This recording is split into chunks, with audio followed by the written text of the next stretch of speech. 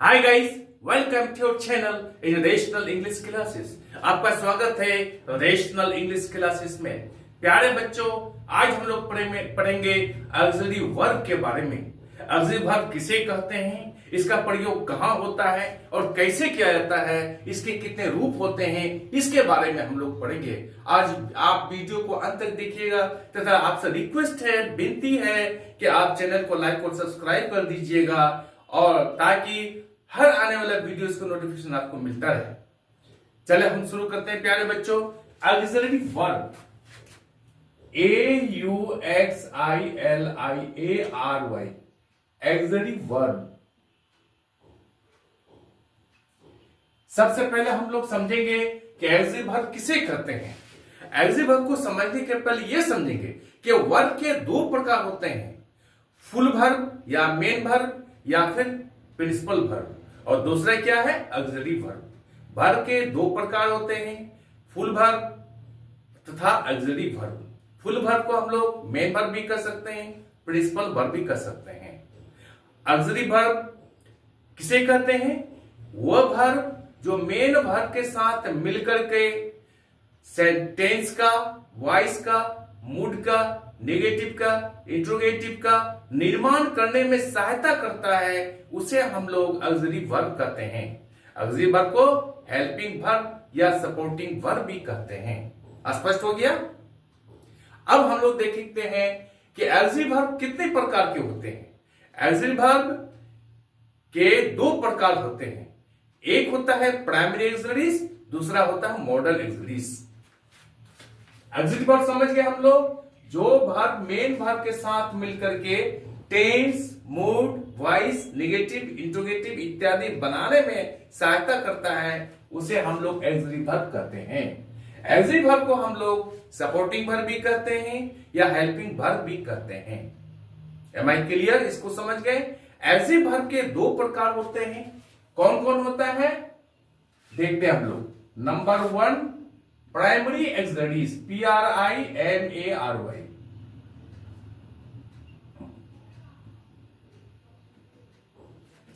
दूसरा क्या है, model auxiliaries, MODAL, AUXILIARIES। Model auxiliaries को हम लोग मॉडल वर्ब भी कह सकते हैं, मॉडल वर्ब्स कह सकते हैं।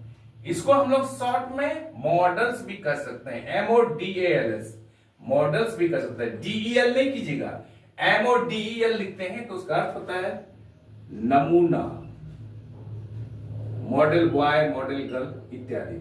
यहां पर लिखेंगे हम लोग MODAL, मॉडल। तो हम लोग क्या कर सकते हैं, मॉडल ऑक्सिलरीज कर सकते हैं, मॉडल वर्ब्स भी कर सकते हैं या फिर मॉडल्स कर सकते हैं। हम लोग देखते हैं कि प्राइमरी ऑक्सिलरीज 3 है।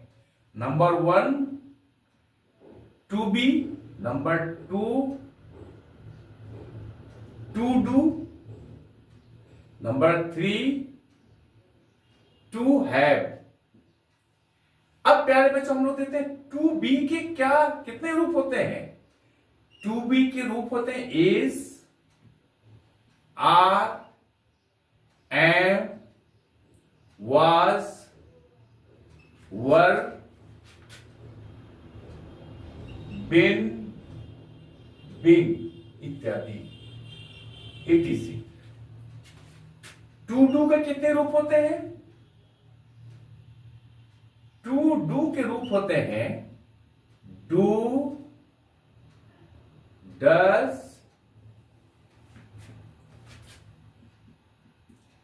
Did, done.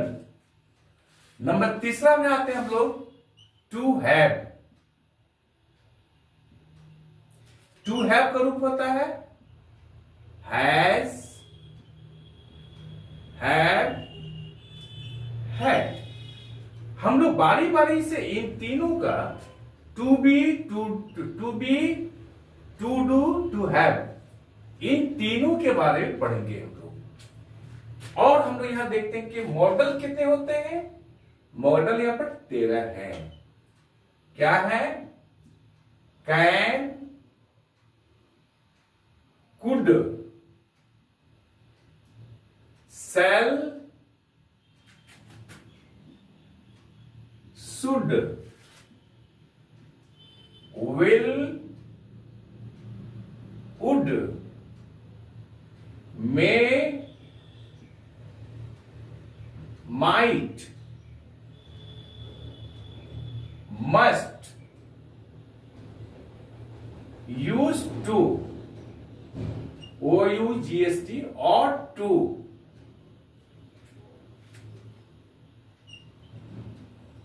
dare, need इत्यादि। इस ये मॉडल्स कितने 13 हैं। Can, could, shall, should, will, would, may, might, must, use to, ought to, dare तथा नीड, ये 13 हैं। 13 1 2 3 4 5 6 7 8 9 10 11 12 13 ये 13 क्या है आपका मॉडल एक्सरीज कहिए या फिर मॉडल वर्ब्स कहिए या फिर मॉडल्स कहिए। अब हम लोग सबसे पहले इसके बारे में पढ़ेंगे, हम लोग प्राइमरी एक्सरीज के बारे में कि इसका to be, to do, to have जो होता है, तो पहले टू बी का प्रयोग के बारे में पढ़ेंगे। टू बी के कितने रूप होते हैं? Is, are, am, was, were, been, being इत्यादि। पहला कंसेप्ट लेते हैं प्यारे बच्चों हम लोग, नंबर 1 वर्ब टू बी का प्रयोग, अर्थात is, are, am, was, were, been, being का प्रयोग कहां किया जाता है। हम लोग पहला करते हैं नंबर 1 कंसेप्ट हम लोग पढ़ते हैं क्या, टू बी का प्रयोग फुल वर्ब के रूप में भी होता है। ये हेल्पिंग वर्ब के रूप में तो होता ही है, फुल वर्ब के रूप में होता है। जैसे Sita is a student, she is intelligent, वह तेज है, Sita is student, is a student, Sita एक विद्यार्थी। अब देखिए यहां पर सीता या सब्जेक्ट है, स्टूडेंट यहां पर नाउन है, यहां पर इज यहां पर वर्ब का काम करता है और वो क्या करता है मेन वर्ब या फुल वर्ब का काम करता है। ये किसका रूप है? ये वर्ब टू बी का ही रूप है।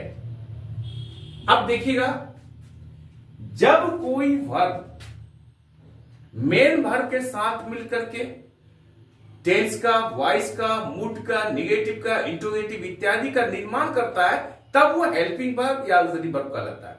तो यहां पर मेन वर्ब का काम किया है। अब कैसे वो हेल्पिंग वर्ब का काम करता है?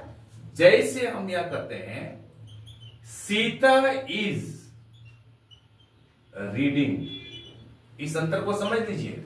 सीता पढ़ रही है, सीता सब्जेक्ट हुआ, रीडिंग या मेन वर्ब हुआ, इज यहां हेल्पिंग वर्ब है जो रीड के साथ यानी रीडिंग के साथ मिलकर के एक प्रेजेंट कंटिन्यूअस टेंस का सेंटेंस का निर्माण करता है। या mango is eaten by me, is यहां पर क्या है पैसिव वॉइस बनाने में सहायता किया है। यहां पर क्या है Sita is a student, she is intelligent, वो तेज है। यहां पर इंटेलिजेंट एडजेक्टिव है, सी सब्जेक्ट है यहां, और यहां इज यहां पर मेन वर्ब या किसी दूसरे वर्ब के साथ मिलकर के सेंटेंस का निर्माण करने में सहायता नहीं करता है, इसलिए यहां मेन वर्ब कहलाएगा और यहां पर यह हेल्पिंग वर्ब कहलाएगा। हम समझ गए कि कब वो मेन वर्ब का काम करता है और कब वो ऑक्सिलरी वर्ब का काम करता है। प्यारे बच्चों आज हम लोग यहीं तक रखते हैं, फिर कल हम लोग पढ़ेंगे कि वर्ब टू बी की कितने प्रयोग होते हैं। कल का वीडियो और मजेदार होने वाला है। आज हम लोग यहीं तक रखते हैं। आई एम श्योर कि ये कंसेप्ट आपको समझ में आ गया होगा। आपसे रिक्वेस्ट है, विनती है कि आप चैनल को लाइक और सब्सक्राइब कर दीजिए तथा बगल वाले बेल आइकन को दबा दीजिए, जिससे कि हर आने वाला वीडियोस का नोटिफिकेशन आपको मिलता रहे। और यदि आप चैनल को लाइक और सब्सक्राइब कर देते हैं तो इससे मेरा हौसला बढ़ता है। ठीक है, आज हम रखते हैं, बाय।